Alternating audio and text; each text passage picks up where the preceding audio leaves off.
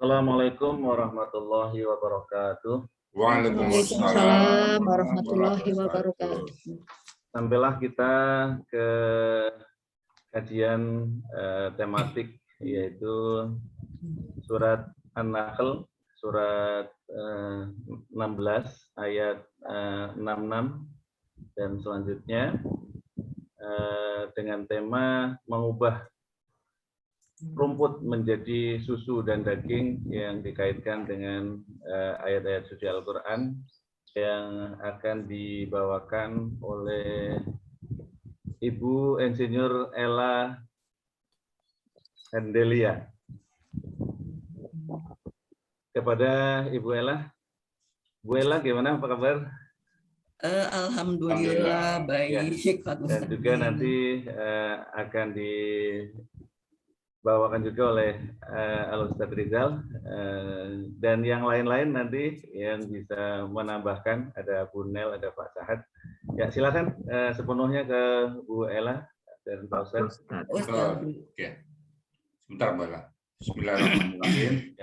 Assalamualaikum warahmatullahi wabarakatuh. Waalaikumsalam warahmatullahi wabarakatuh. Alhamdulillahirabbil alamin.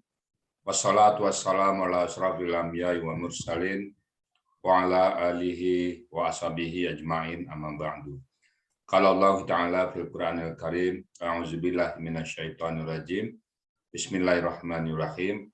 Wa idza qila anjuzu fanjuzu yarfa'illahu alladzina amanu minkum walladzina utul ilma darajat. Wallahu bima ta'maluna khabir. Qala Nabi sallallahu alaihi wasallam, talibul ilmi faridatun ala kulli muslim. Sadaqallahul azim wa sadaqan nabiyul karim wa nahnu ala zalika minasyahidin wasyakirin walhamdulillahirabbil alamin.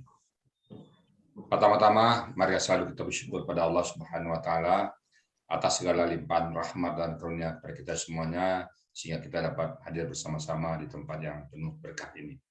Selawat dan salam tidak lupa kita sampaikan kepada junjungan kita Nabi besar Muhammad sallallahu alaihi wasallam. Bapak Ibu sekalian, pagi ini kita masuk kepada tematik ya, tematik sesuai dengan tema karena kita banyak pakar di sini, ada pakar bakteri, ada pakar kulit, ada pakar jantung, neurologi dan sebagainya. Nah, pagi ini kita ada pakar ternak ya, ahli peternakan. Nah, yang kurang itu lengkap semua. Ada ilmu tentang astronomi, arkeologi, matematik dan semuanya banyak di situ ya. Nah, salah satu pagi ini kita bahas ayat An-Nahl, surat An-Nahl ayat ke-66. Saya baca dulu ya. A'udzubillahi minasyaitonirrajim. Bismillahirrahmanirrahim. Wa inna lakum fil an'ami la'ibrah. Dan sesungguhnya bagi kalian fil an'ami pada binatang ternak itu la'ibrah. Sungguh banyak pelajaran, banyak teladan. Banyak hal-hal yang menarik di situ yang bisa dijadikan pelajaran untuk menempuh kehidupan ini. Nah, salah satu pagi ini apa pelajaran yang dapat diberikan oleh binatang ternak. Nah, nanti akan diceritakan oleh Bu Ella. Nuskikum, kami memberikan minum kepada kalian. Nuskikum mimma fi butuni, dari apa yang dalam perutnya. Mimba ini farsin, di antara farsin itu kotoran yang belum keluar. Wadaman dan darah, labanan dan susu khalisan yang murni, susu murni. Nah, kemudian syariran di syaribin yang boleh diminum dengan si peminum. Nah, enak diminum susu itu nanti. Nah, bagaimana prosesnya itu? Kenapa jadi susu? Makanannya kan rumput itu. Untuk itu tak sabar lagi kita mendengar uraian dari Bu Ella, Insinyur Ella Hendelia. Ini topik yang sangat menarik. Ini hanya bisa diungkap oleh ahli. Nah, kalau saya membaca surat ini ya sekedar itu aja. Kenapa? Bagaimana jadi dari rumput menjadi air susu, dan bagaimana di antara kotoran, darah, dan susu murni. Kecampur, tapi terpisah. Ya. Kalau kita satu tempat kecampur, ya campur aduk. Kalau kita campur aduk, nah ini enggak terpisah. Tentu ada hal-hal yang menarik di situ. Untuk itu, tidak berlama-lama lagi, sudah nggak sabar lagi kayaknya peserta yang jumlahnya 52 orang sekarang untuk mendengarkan dari Bu Ella. Silakan Bu Ella. Assalamualaikum Bu Ella, gimana kabar Bu Ella? Waalaikumsalam Pak Ustadz. Waalaikumsalam Bapak Ibu semuanya. Ceria Bu Ella ya. Ceria ya. Mungkin sebelumnya izinkan saya untuk share screen ya Pak. Silakan Bu Ella. Waktu dan tempat dipersilakan Bu Ella sepenuhnya. Silakan Bu Ella. Oke,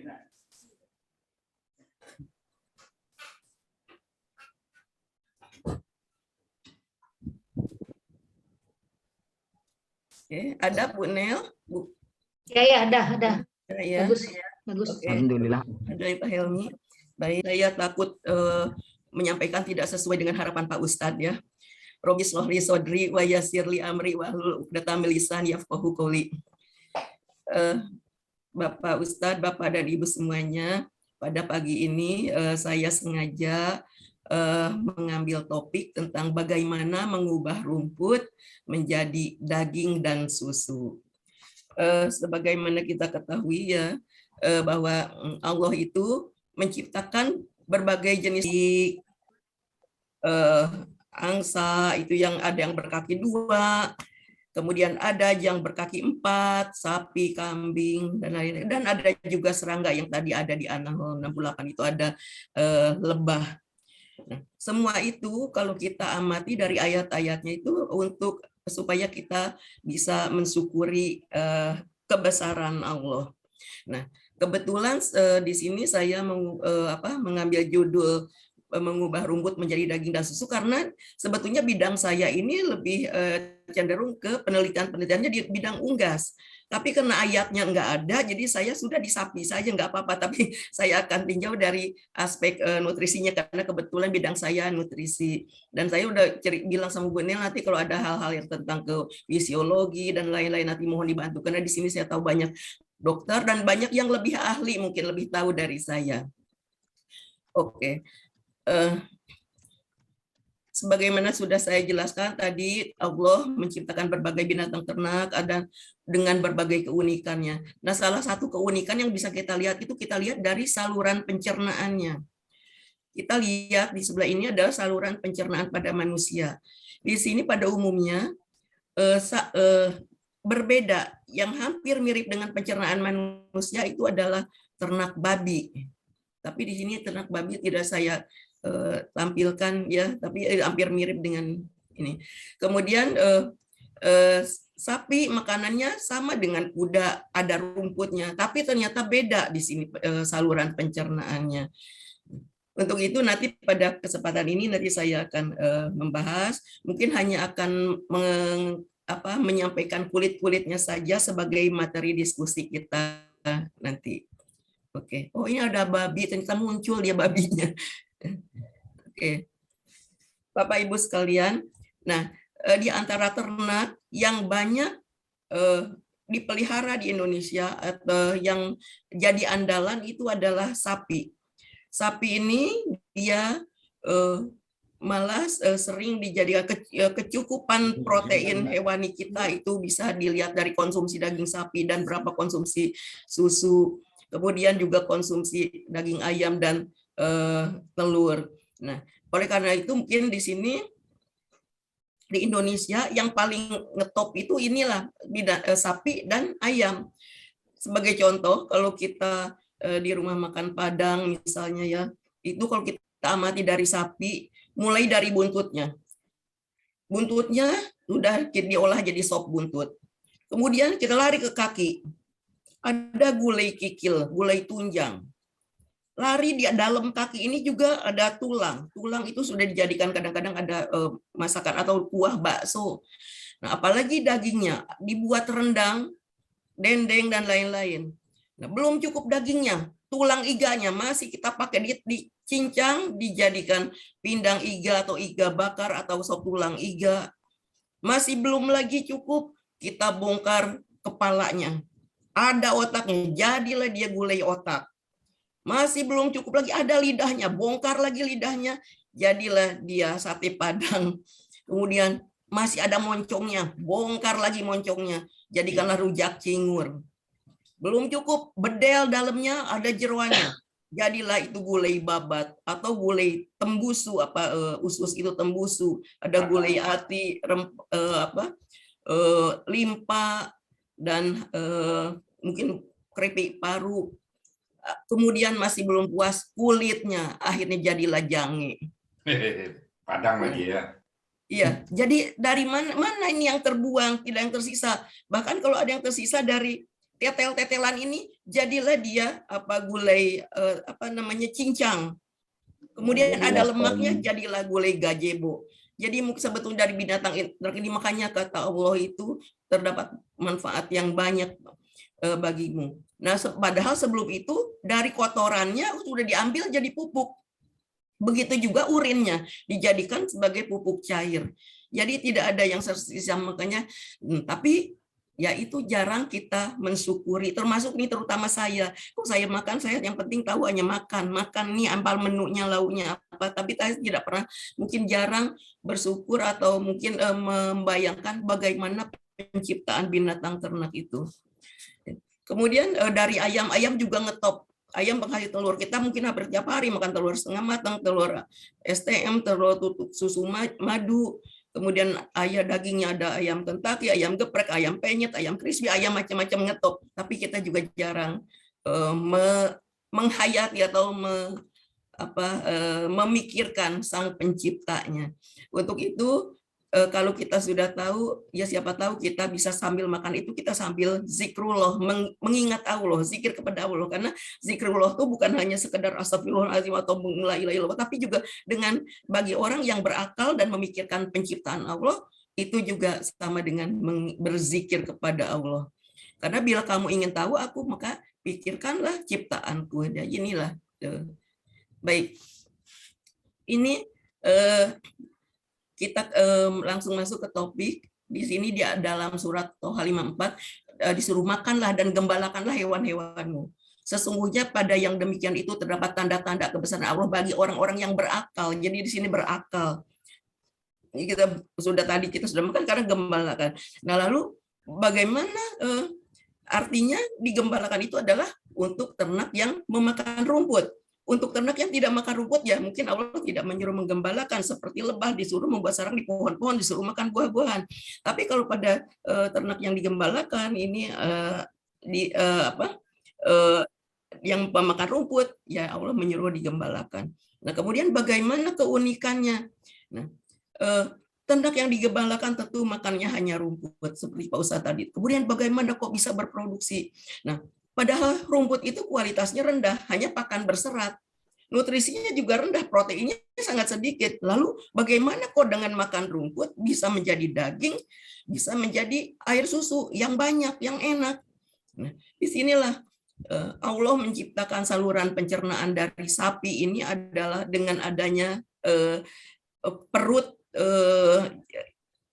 jamak, ya, bukan tunggal, itu yang terdiri dari rumen. Ada rumen, ada retikulum, ada omasum, ada abomasum. Di mana di dalam ini terdapat banyak sekali jumlah mikroba. Ada bakteri, ada protozoa, ada fungi. Nah, tanpa bantuan mikroba, tidak mungkin seekor ternak sapi ini dia bisa makan rumput, kemudian menghasilkan produk. Karena apa? Karena di dalam tubuhnya tidak dihasilkan enzim pemecah serat. Jadi sapi manusia itu tidak, Allah menciptakan kita di usus saluran pencernaan kita tidak ada enzim pemecah serat. Kalau enzim pemecah protein ada, pemecah karbohidrat aja, pemecah lemak ada, tapi pemecah serat ini tidak ada, dan ini hanya bisa dihasilkan oleh mikroba. Jadi di rumen ini banyak sekali mikroba, di mana nanti dia menghasilkan enzim pemecah serat, itu namanya selulase atau hemiselulase, ya, enzim itu nanti mikroba inilah yang memecah rumput. Jadi yang memfermentasi, mencerna rumput, kemudian nanti mikroba itu menggunakan zat-zat makanan yang ada pada rumput, tapi mikroba ini kemudian dia berkembang biak dengan baik.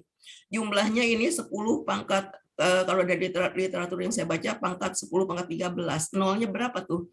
10 apa Pak Ustadz? Pak Ustadz tahu kalau biasa ngitung duit Pak Ustadz.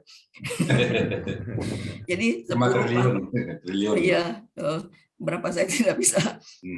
Nah, mikronya banyak. Nah, mikroba itu termasuk protein sel tunggal. Jadi protein yang berkualitas baik. Nilai biologisnya baik. Nah, mikroba ini setelah berkembang di sini, nanti mikroba ini ada yang mati. Ketika sudah tiba ajalnya, mikroba mati, nanti mikroba akan masuk ke dalam perut sejati. Jadi di sini ada namanya perut sejati ternak itu adalah abomasum. Nah, jadi di sinilah nanti mikroba itu mati, masuk ke abomasum, kemudian barulah dicerna sebagaimana manusia atau hewan berlambung tunggal mencerna makanan, seperti kita mencerna makanan. Jadi ini adalah perut sejatinya.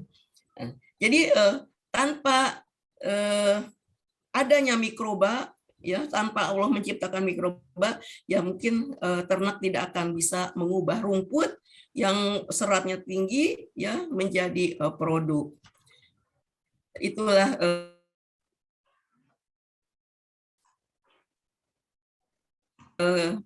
ternak sapi bisa makan rumput. Jadi kemudian seandainya Allah menciptakan sapi makanannya seperti ayam, mungkin berapa modalnya? Sapi 500 kilo perlu makan 50 kilo, sudah berapa ya? Itu mungkin tidak ekonomis ya. Tapi disinilah kebesaran Allah.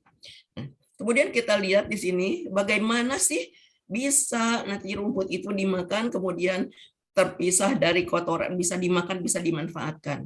Nah, rumput itu mengandung karbohidrat, biasa ya, seperti bahan makanan lainnya, ada lemak, ada protein, ada mineral, vitamin, juga ada air. Nah, jadi rumput dimakan, kemudian sapi ini dia dimakan langsung. Di sini tadi ada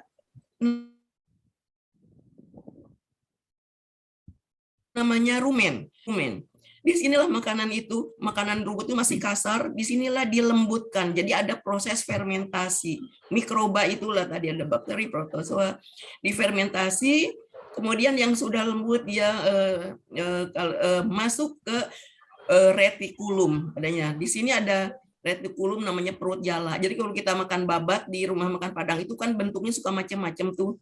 Nah, ini ada retikulum. Nah, jadi makanan yang sudah lembut di sini masuk di retikulum, ini belum, masih bentuk rumput. Nanti di retikulum ini makanan itu akan digumpal, dengan gerakan memutar dibuat gumpalan-gumpalan, bola-bola. Digumpal bola-bola lalu di sini dilempar lagi ke mulut. Jadi ketika sapi santai, makanya sapi suka ngunyah, kayak ngemil dia, itu namanya memamah biak. Ya, jadi makanya sapi ini dibilang binatang memamah biak karena dia memamah biak. Jadi dia memakan rumput yang sudah jadi stok rumput yang sudah ada di rumennya, kemudian dikunyah lagi sampai lembut. Kalau sudah lembut, ya baru nanti rumput ini masuk ke perut selanjutnya, yaitu ke omasum, ya. Kemudian di sini barulah di rumput itu diurei. Jadi ada proses pencernaan, jadi lemaknya, proteinnya, mungkin ada di sini diperas, ya, diperas, airnya diserap, kemudian si rumputnya yang tidak diserap masuk ke lambung selanjutnya, yaitu ke abomasum, untuk diproses lebih lanjut secara enzimatik. Nah, kemudian selama proses ini di sini rumput itu selama di dalam rumen, ya, dan di retikulum, pencernaan karbohidrat itu oleh bakteri itu akan menghasilkan asam lemak. Asam lemak terbang namanya. Ada asam asetat, propionat, langkung, diserap ke dalam pembuluh darah. Kemudian yang tidak diserap tadi sudah dilakukan pencernaan enzimatis, ya diurei juga. Kalau proteinnya diurei jadi asam amino, lemaknya diurei menjadi asam lemak, gliserol, dan lemak sederhana. Kemudian karbohidratnya di sini jelas karbohidrat mungkin sudah kurang gitu ya. Nah, kemudian masuk secara enzimatis ke usus halus, barulah di sini penyerapan secara sempurna seperti pada manusia diserap. Nah, kemudian mana yang tidak diserap kemana? Nah, inilah dibuang lewat rektum, lewat kotoran. Ini gambar apa nih ya? Nah, jadi dibuang. Makanya di sini sudah terpisah. Yang lain diserap melalui pembuluh darah, yang tidak diserap langsung masuk ke kotoran. Jadi ini sudah terbebas dari kotoran yang ada di dalam tubuh. Begitu juga yang di dalam tubuh ini sudah terpisah karena yang sari-sari makanannya itu sudah diserap ke pembuluh darah. Nah, yang menakjubkan di sini kalau mikroba ini banyak, dia akan menghasilkan asam-asam organik, asetat, propionat, asam laktat. Tentu pH rumennya akan rendah, tapi di sini tidak.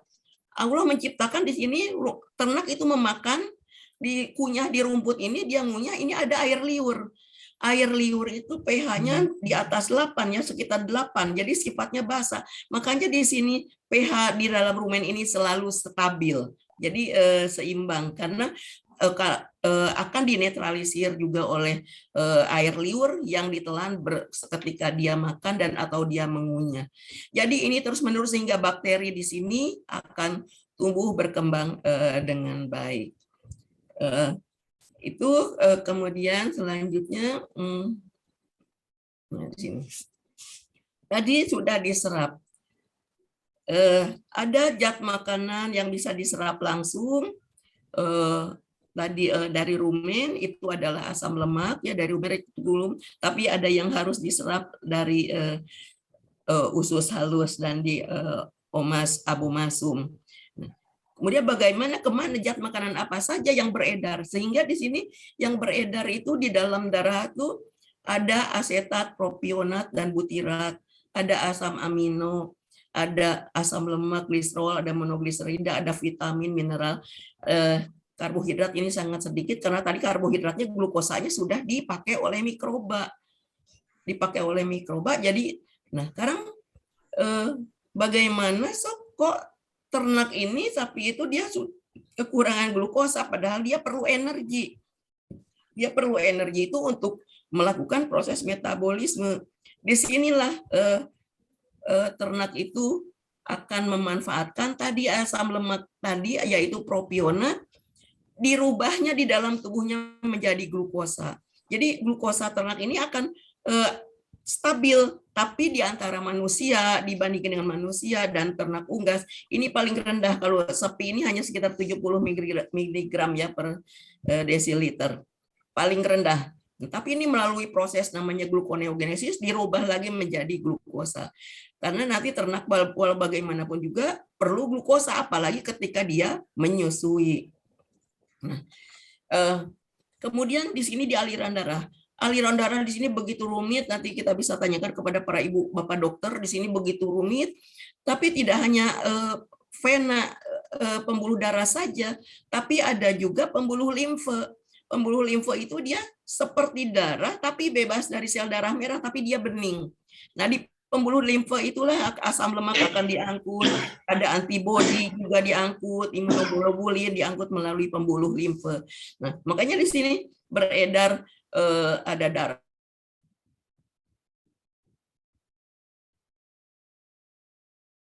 yang merah, ada yang lainnya. Kemudian kalau kita lari ke ambing. Nah, untuk produksi susu ini perlu sekali darah suplai makanan yang banyak. Untuk menghasilkan 1 liter susu itu perlu 400 sampai 500 liter darah yang melewati ambing. Ya, jadi begitu derasnya darah di sini berputar, diambil zat makanannya oleh sel-sel yang ada di ambing, putar lagi sampai untuk menghasilkan 1 liter itu perlu 500 liter darah yang melewati ambing. Jadi seperti itulah nanti bagaimana air susu itu dari mana ambing ini dia memperoleh pasokan zat makanan untuk menjaga komponen susunya agar tetap berkualitas baik. Ini bisa kita lihat di sini terpisah ya antara pembuluh vena, ada dipompa oleh jantung, ada pembuluh. Nah, ini ada di sini yang masuk ke ambing. Selain dari arteri, kemudian bercabang-cabang lagi menjadi pembuluh darah yang kecil-kecil, pembuluh darah kapiler. Inilah yang nanti akan diambil atau akan bersentuhan dengan sel-sel di dalam ambing untuk memproduksi susu. Oke, kan kita lihat sel. Saya begitu takjub setelah saya belajar atau mengajar biokimia dasar. Saya kebetulan diberi materi tentang sel. Saya sebelumnya asalnya tidak suka karena sel itu kalau kita lihat dulu di SMA itu hanya gumpalan kecil hitam, tidak ini. Tetapi setelah belajar ternyata di dalam sel itu maha dahsyat. Begitu dahsyat karena apa? Di dalam sel ini yang di dalam tubuh kita itu ada sekitar 1.000 triliun per kilo 1 triliun per kilogram berat badan. Di dalam masing-masing ini begitu dahsyat. Di sini DNA-nya di setiap sel, saya pernah katakan ini ada di dalam nukleus di dalam inti. Untuk menghasilkan energi di sini ada mitochondria namanya. Untuk menghasilkan memproduksi protein ada di sini ribosom.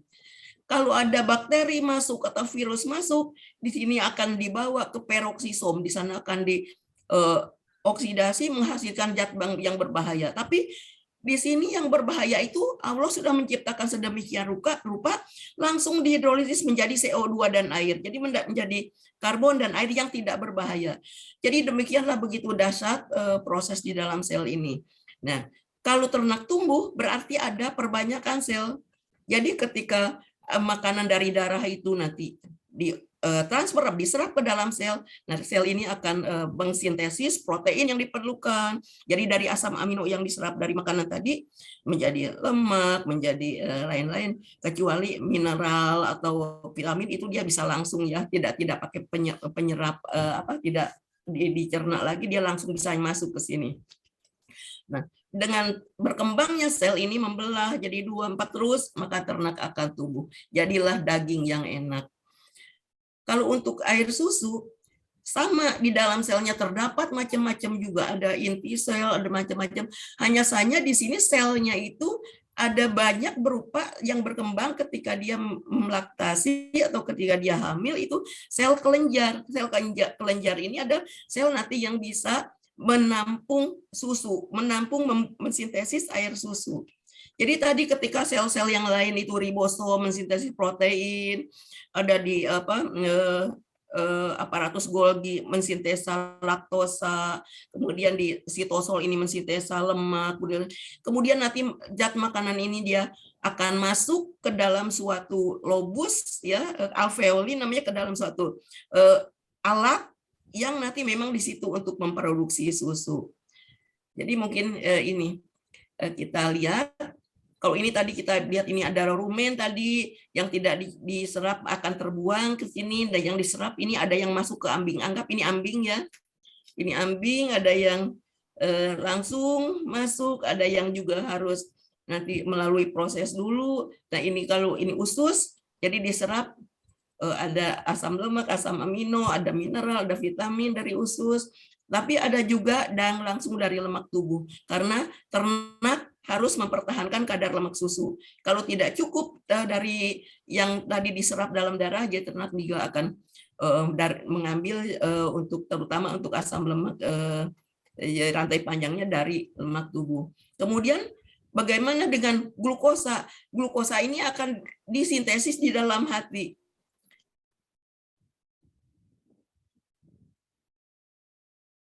Jadi hati itu dia mensintesis laktosa ya, dari glukosa. Dengan adanya galaktosa dibuatlah ini menjadi laktosa, gula susu. Kemudian langsung laktosa ini dikirimkan ke sel kelenjar, ke sel yang untuk bisa menampung susu.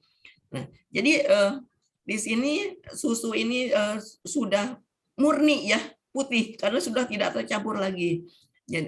Di mana di sini sistemnya begitu sangat rumit. Dan mungkin ini sama dengan pada manusia. Bagian susu ini ada penyokong, itu ada mungkin sel-sel, ada epitel di luar, ada sistem pembuluh darah juga, ada juga sistem pembuluh limfe tadi yang membawa antibodi, laktoglobulin, imunoglobulin, ada juga sistem saraf di sini, bagaimana saraf itu akan timbul rangsangan untuk memproduksi susu, untuk ketika dia nanti ketika dia menyusui. Ada juga nanti ada sistem saluran air susunya untuk menyimpan air susu, dan yang utama ini ada unit sekretori yang itu tadi dapat menampung susu dan mencampur susu menjadi cairan putih yang kemudian nanti akan ditumpahkan atau akan ditampung di dalam kelenjar ambing di sini. Waktunya habis ya? Lanjut Bu Ella. Lanjut. Tidak ada batas waktu. Tidak ada. Ya. Ya gitu ya Pak Ustadz ya. Ya. Oke. Bu Ella unlimited, Bu. Lanjut aja, lanjut Unlimited. aja. Sepuas-puasnya Mbak Ella. Iya. Nah, kemudian ini kita anggap sapi ya, ambing sapi itu putihnya 4, rata-rata 4. Tapi seringkali ada yang 5, ada yang 6. Nah, tapi ini harus biasanya suka dioperasi dihilangkan. Kenapa dihilangkan? Karena tidak mungkin putingnya banyak. Karena nanti tidak akan bisa menghasilkan susu optimal. Kenapa? Karena di dalam ambingnya itu dia hanya ada 4 kompartemen, hanya ada 4 bagian. Masing-masing bagian ini terhubung dengan satu puting ya, dengan satu lubang untuk dikeluarkannya air susu. Nah, jadi puting sapi ada 4 di sini. Kemudian bagaimana di sini? Di sini ada saya tadi sel-sel kelenjar yang memproduksi air susu, itu biasanya itu disebutnya sebagai alveoli atau alveolus ya, yang di sini kalau kita lihat di kanan ini, sebelum susu ditampung di suatu kelenjar jaringan yang penampungnya, di sini ada juga sel-sel. Jadi ini ada sel-sel, ini ada lumennya tadi, kelenjar di sini.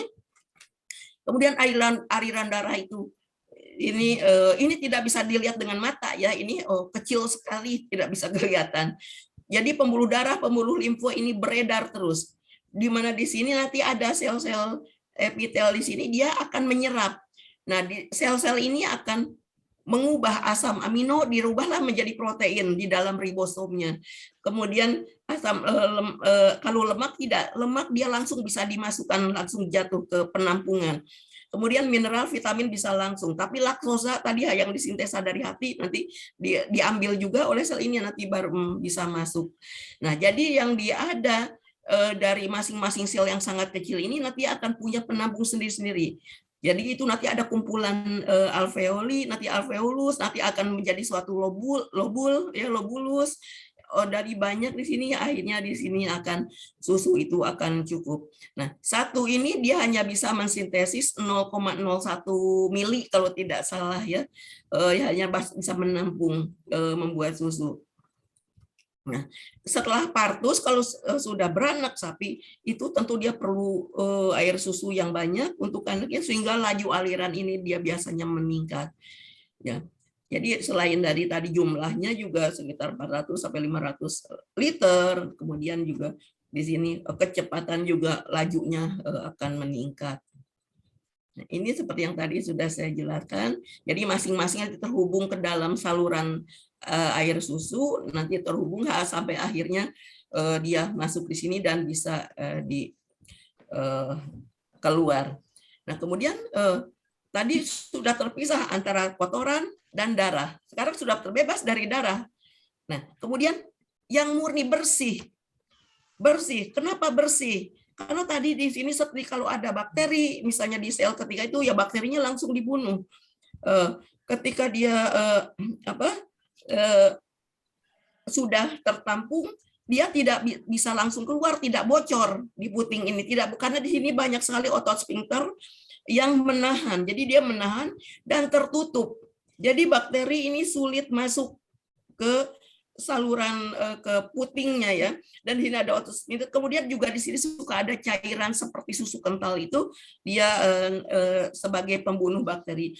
Jadi dia Tuhan sudah menciptakan sedemikian rupa, makanya air susu ibu itu juga dia paling bersih ya. Nah, tapi kadang-kadang bisa saja terjadi mastitis, infeksi. Jadi kelenjar ambing ini bisa infeksi kalau memang pemerahannya misalnya tidak tuntas. Kemudian kebersihan tangan pemerahnya itu juga tidak bersih, tidak steril. Kemudian ada kontaminan, ada bakteri atau apa yang masuk, sehingga ini juga bisa menyebabkan peradangan, mastitis, terutama ketika dia si pintu klep ini dia terbuka ketika dia sedang menyusui. Jadi bisa saja masuk. Oleh karena itu dia untuk pemerahnya harus ini ya, hygiene ya. Oke.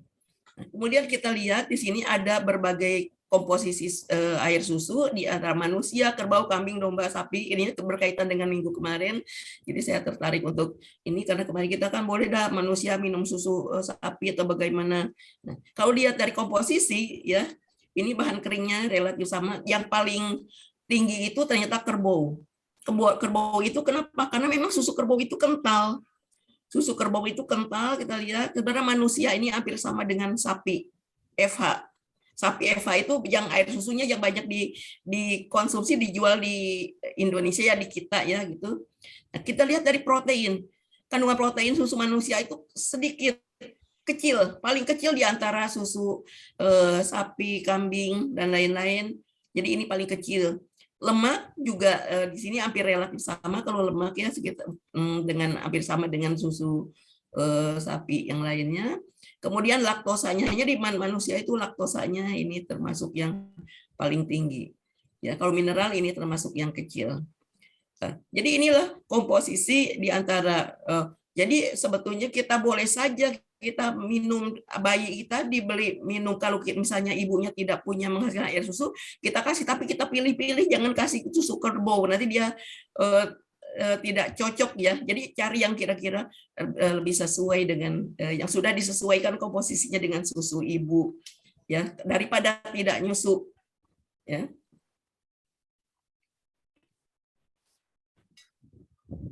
Oke, ini sama ini bagaimana dia lobus alveoli ini dia bekerja, dia ada pembuluh darah di sekitarnya, tadi sel-sel yang untuk penampu pembentuk susu ini diambilnya oleh sel-sel epitel di pinggirannya, hasilnya dan masuk di dalam suatu kantong ini nanti sebelum ada air. Jadi masuk sebelum ada air. Nanti ketika laktosa masuk akan terjadi perbedaan tekanan sehingga ketika ini akhirnya air masuk, barulah di sini ada pencampuran. Baru ada pencampuran air susu di alveoli ini. Nanti alveoli berkumpul dengan alveoli lainnya, langsung masuk ke saluran. Jadi ada ke lobus-lobus, langsung ke saluran besar, dan disitulah kita tertampung untuk diperah. Ya. Oke, saya kira ini tidak usah lagi. Jadi untuk dibawa pulang, kemarin Pak CH itu kan, aduh siapa ya, untuk dibawa pulang. Jadi saya juga, ini bukan sapinya untuk dibawa pulang, kalau mau boleh saja. Jadi ternak ruminansia itu dapat mengubah rumput menjadi daging ya dan susu karena adanya bantuan mikroba rumen. Tanpa mikroba, ternak tidak akan mampu mencerna serat menjadi daging dan susu. Jadi Allah menciptakan rumen itu sangat banyak sekali faedahnya, manfaatnya, dan untuk itu kita bersyukur karena akhirnya si mesin biologis ini, kita katakan ternak ini mesin biologis ya, tidak jadi kalau Bapak Ibu mau buat pabrik ya, tidak usahlah bikin pabrik yang mahal-mahal yang mungkin ini sudah ada pabriknya ciptaan Allah ya. Inputnya murah, outputnya mahal.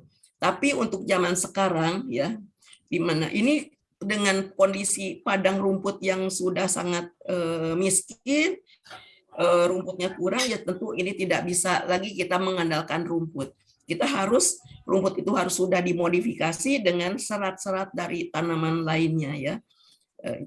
Kemudian kalau jadi artinya di sini memberi makan ternak sapi itu kita bukan berarti memberikan rumput itu bukan memberi makan ternak, kita memberi makan untuk mikroba ya. Kemudian mikroba itu nanti yang akan mengkonversi pakan berserat menjadi protein mikroba yang berkualitas tinggi sehingga untuk disumbangkan kepada inangnya. Maha suci Allah dengan segala kebesarannya. Saya kira itu saja. Tapi ini saya tertarik dengan ayat ini. Ini Pak Ustaz, hewan ternak ini ya, seringkali walaupun dia manfaatnya banyak, tapi orang tuh selalu jelek-jeleknya saja. Misalnya kumpul kebo, kayak adu domba, kambing conge, ayam sayur, dan itu yang jelek-jeleknya saja yang sering disampaikan. Jadi untuk orang-orang yang lengah, yang lalai, itu juga Allah menyamakan mereka seperti hewan ternak, bahkan lebih sesat lagi. Siapa mereka yang sesat itu? Mereka yang memiliki hati tapi tidak mereka pergunakan untuk memahami, memiliki telinga yang tidak digunakan untuk mendengarkan ayat-ayat Allah. Mereka itu seperti hewan ternak. Mungkin itu saja Pak Ustadz. Assalamualaikum warahmatullahi wabarakatuh. Mohon maaf kalau ada banyak kekurangan dan kesalahan. Waalaikumsalam Waalaikumsalam. Waalaikumsalam. Luar biasa. Luar biasa ya. Alhamdulillah. Alhamdulillah. Terima kasih Bu Ella. Lanjut Pak. Perangas Pak Mutamil. Pak Mutamil terperangas apa? Berpesona.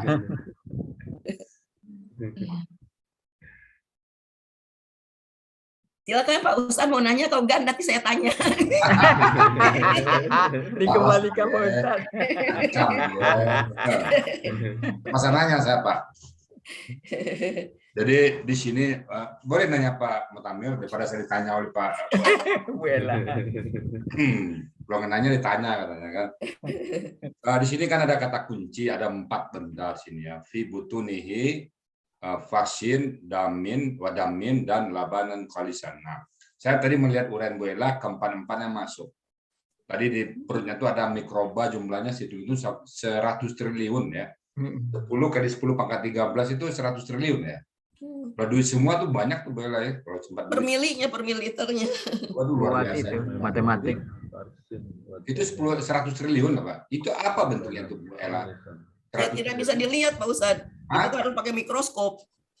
Cara ngitungnya gimana itu kok sampai Itu ada metodenya. Koloni. Jadi ada metodenya pakai koloni Cantor. Jadi dia diencerkan dulu, pakai pelarutnya diencerkan lagi sampai 10 pangkat 13 baru dia bisa dihitung.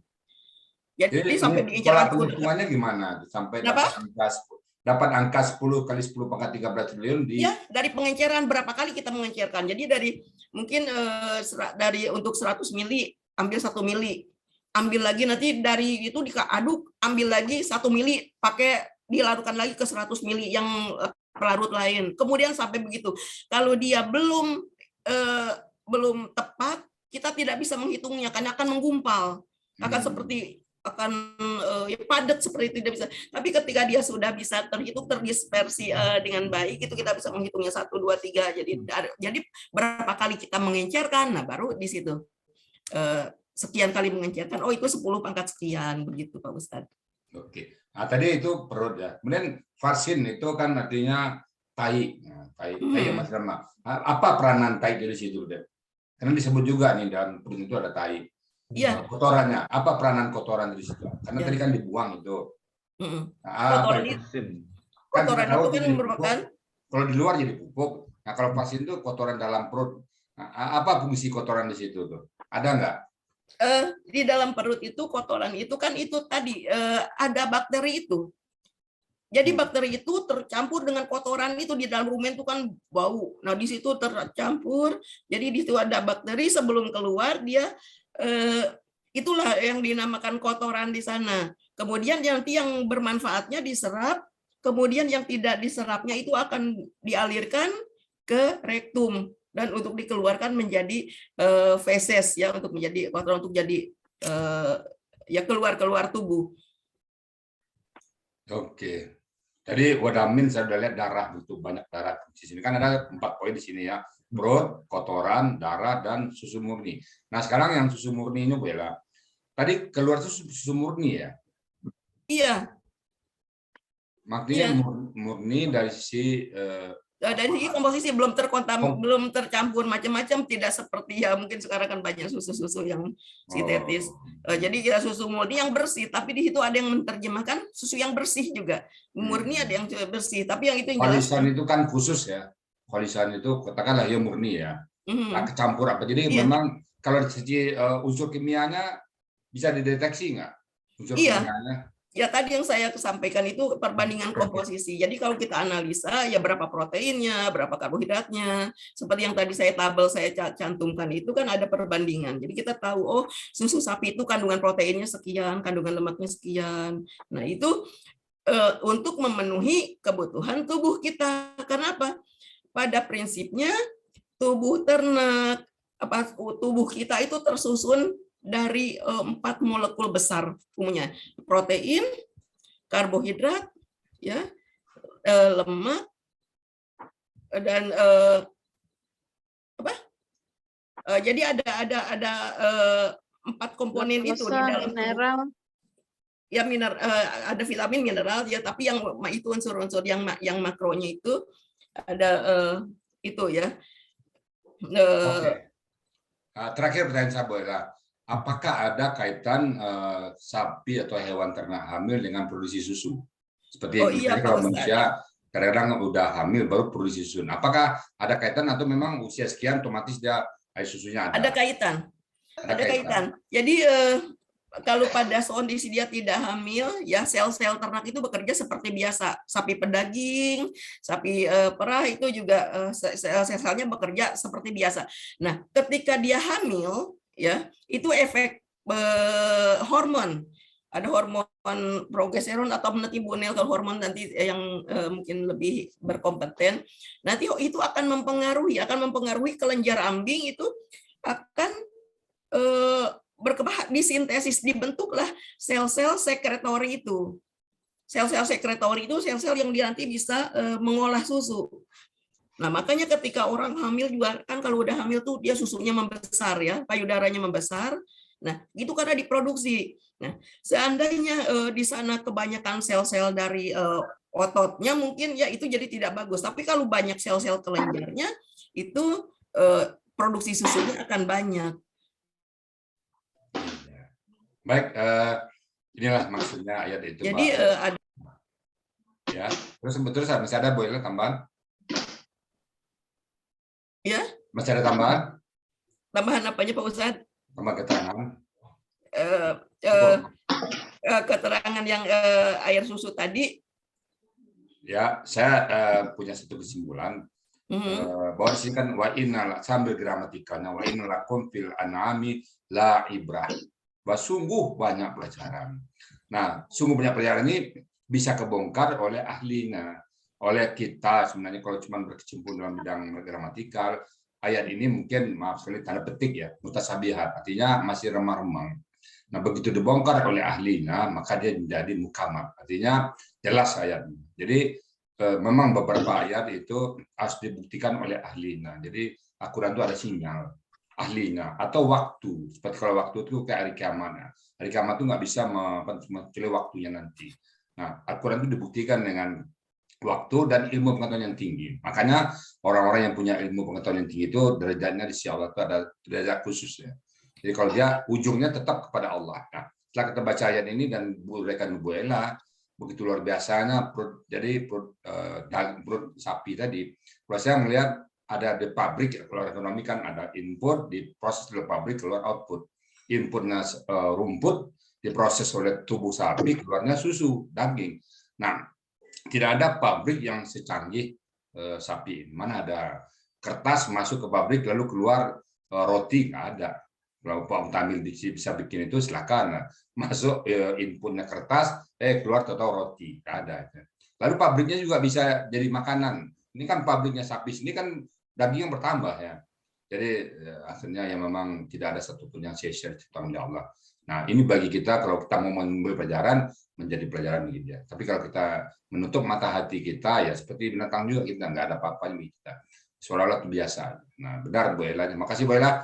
Ya, Pak Ustadz, yang sangat luar biasa sekali. Itu Pak Ustadz, maaf itu baru ilmunya baru sedikit karena untuk mempelajari itu tuh ada bisa ditinjau dari berbagai bidang, ada nutrisinya, ada anatominya, ada fisiologinya, ada biokimianya. Sedikitnya luar biasa, apalagi yang banyak ya. Jadi itu biasa. Tadi saya hanya kulit-kulitnya saja saya karena keterbatasan kemampuan saya. Kulitnya aja begitu, apalagi isinya nanti kan. Syukuran Bu Ella ya, makasih. Ya, sama-sama Pak Ustadz. Silakan yang lain Bu Pak Mutamil.